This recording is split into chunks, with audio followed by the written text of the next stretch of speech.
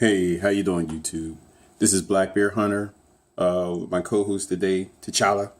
We'll say what's up, T'Challa. Okay.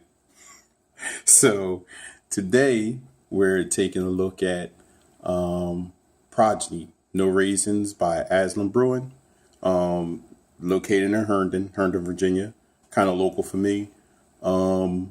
So I actually did not really want this beer, but being that I like dark beer, and I had a bunch of beers that I'm trying to get rid of. I have a whole bunch of Founder shit.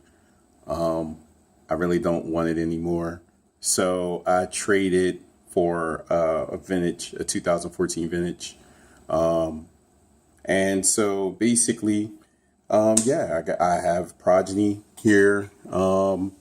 Basically, it's an Imperial Stout. Well, Imperial Oatmeal Stout, oatmeal chocolate chip stout, with cacao nibs, cinnamon, vanilla.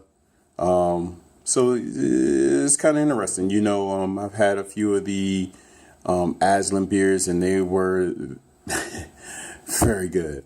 So if they stick with the format, which they normally do, you should have a pretty good beer.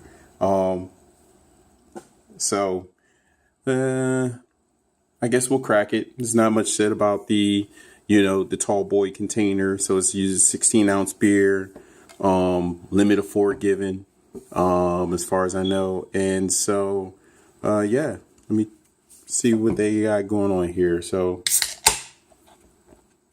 let's see. Get my old handy dandy Adroit Theory glass. Really good for tasting beers. Let's see here. Get to smell like the oatmeal. A little bit of cocoa. It's got a nice head. Uh-oh.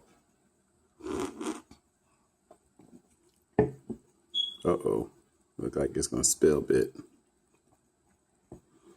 All right, so really dark, nice presentation, really big head. I didn't expect that. So let's see here. Let's see what we get from the aroma. It's real faint, but you get cocoa. You get a little bit of vanilla. Not much cinnamon, but you get like I said, it's kind of cold right now, so you surprisingly, you do get the vanilla. You get the cocoa. When I actually had to sip a little of the head before it spilled on me, you do get a bit of you get the cinnamon in the head. You can actually taste that outright. Let this die down a bit still. But I imagine, just by looking at it, you can see that the lacing is probably going to be pretty good. It's kind of, nice big bubbles, which is normal. Not like sudsy or anything, but you're getting a decent hit.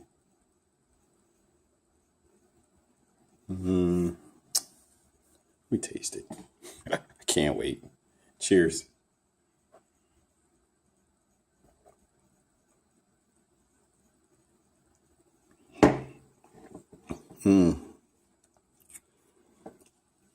Oatmeal, cocoa, I guess chocolate, vanilla.